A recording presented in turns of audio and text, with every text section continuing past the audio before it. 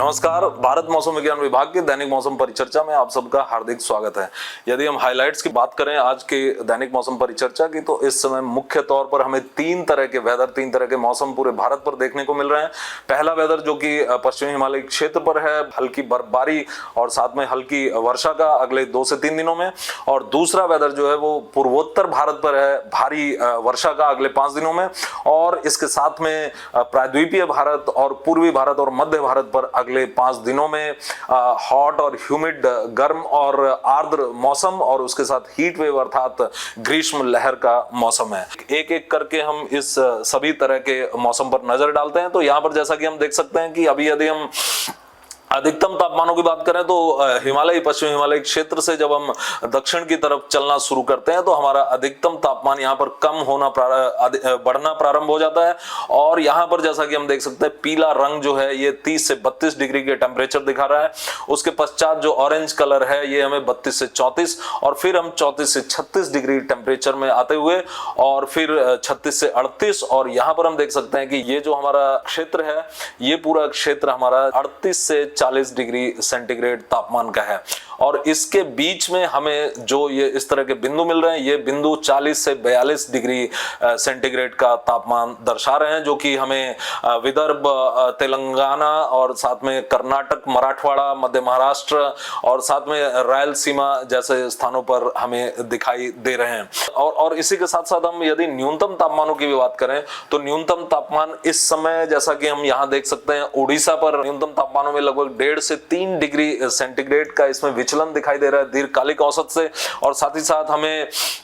मराठवाड़ा और साथ में दक्षिणी मध्य महाराष्ट्र और उत्तरी आंतरिक कर्नाटक और तेलंगाना पर भी हमें 1.5 से 3 डिग्री का हमें विचलन न्यूनतम तापमानों में दिखाई दे रहा है। तो इन न्यूनतम तापमानों का विचलन यदि 4.5 डिग्री से ज्यादा होता है तो फिर उसे भारत मौसम विज्ञान विभाग की परिभाषा के अनुसार हम वार्म नाइट अथवा गर्म रात के रूप में उसे परिभाषित करते हैं। तो अभी इस तरह की जो स्थितियां, यदि हम अधिकतम तापमानों के 95th परसेंटाइल की बात करें तो ये परसेंटाइल आज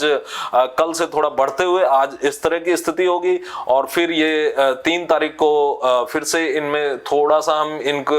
उत्तर प्रदेश और उत्तराखंड पर भी 95 परसेंटाइल के ऊपर के तापमान देख सकेंगे। और उसके पश्चात 4 अप्रैल को जैसा कि हम देख सकते हैं लगभग पूरा प्रायद्वीपीय भारत, तमिलनाडु और केरल के छिटपुट हिस्सों को समाहित करते हुए पूरा प्रायद्वीपीय भारत, मध्य भारत और उसके साथ में पूर्वी भारत और साथ ही साथ उत्तराखंड और उत्तर प्रदेश भी अधिकतम तापमानों की 95 परसेंटाइल जो इनका दीर्घकालिक औसत है उनसे 95 परसेंटाइल के ऊपर चले जाएंगे। तो इस सब के परिप्रेक्ष्य, इस सब के मद्देनजर यदि हम अगले 5 दिनों के दौरान हॉट एंड ह्यूमिड वेदर और उसके साथ साथ हम हीट वेव कंडीशंस और वार्म नाइट कंडीशंस की बात करें तो उसकी स्थिति कुछ इस प्रकार होगी कि हमें उड़ीसा पर अगले 3 दिन हमें 4 तारीख से प्रारंभ करके 4 से 6 तारीख तक हमें वार्म नाइट कंडीशंस मिल सकती हैं, क्योंकि न्यूनतम तापमानों का जो विचलन है वो 4.5 डिग्री से ऊपर चला जाएगा और अधिकतम तापमान 40 डिग्री से ऊपर चले जाएंगे। और इसके पश्चात हॉट एंड ह्यूमिड वेदर जो है वो पूरे प्रायद्वीपीय भारत पर अगले 3 से 5 दिनों तक जारी रहने की संभावना रहेगी। और इसके पश्चात उत्तरी आंतरिक कर्नाटक पर हमें हीट वेव कंडीशंस अर्थात अधिकतम तापमानों के 4.5 डिग्री से अधिक होने की स्थिति यहां पर बनी रहेगी अगले 5 दिनों तक। और इसके साथ साथ यदि हम बात करें तो उड़ीसा पर हमें 3 तारीख से लेकर 6 तारीख तक हीट वेव कंडीशन, और साथ ही साथ गंगेय पश्चिमी बंगाल पर भी 3 तारीख से लेकर 6 तारीख तक हीट वेव कंडीशंस, और झारखंड विशेषतः दक्षिणी झारखंड पर हमें 4 तारीख से लेकर 6 तारीख तक हीट वेव कंडीशंस, और इसके पश्चात हमें तटीय आंध्र प्रदेश और रायलसीमा पर भी हॉट एंड ह्यूमिड वेदर 2 और 3 तारीख को रहने के पश्चात 4 तारीख से लेकर 6 तारीख तक रायलसीमा और तटीय आंध्र प्रदेश पर भी हमें हीट वेव कंडीशंस प्राप्त होने की उम्मीद यहां पर आशंका रहेगी। और इसके पश्चात फिर यदि हम रेनफॉल की तरफ, वर्षा की तरफ अपना रुख करें तो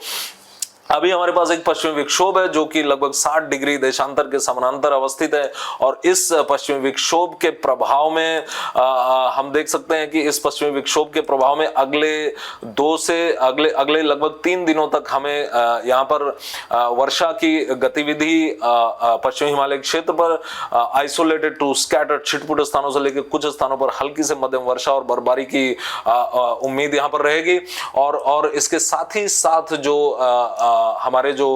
प्लेन एरिया है, जो हमारे मैदानी हिस्से पंजाब, हरियाणा, दिल्ली और उसके साथ में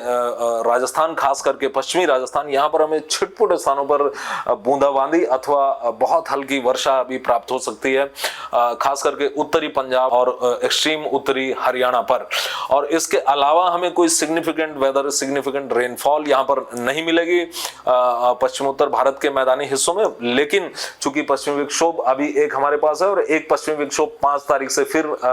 यहाँ पर प्रभावित करने की उम्मीद है, तो उसके प्रभाव में यहाँ पर अधिकतम तापमानों में कुछ विशेष हमें बढ़ोतरी दिखाई देने की उम्मीद नहीं है। और इसी कारण हम किसी भी तरह के हीट वेव कंडीशंस की राजस्थान पर, पंजाब, हरियाणा पर और उत्तर प्रदेश पर फिलहाल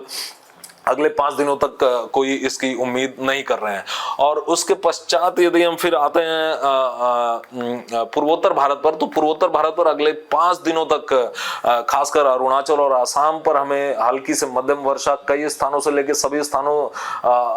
स्थानों तक होते हुए हमें छिटपुट स्थानों पर भारी वर्षा असम और मेघालय पर, और साथ ही साथ भारी वर्षा और बर्फबारी हमें अरुणाचल प्रदेश पर प्राप्त होने की आशंका है। और इसमें हम देख सकते हैं कि यहाँ पर हमें हल्की से मध्यम वर्षा भी अगले 5 दिन तक लगभग सभी स्थानों पर प्राप्त होगी, किंतु असम और मेघालय पर भारी वर्षा की संभावना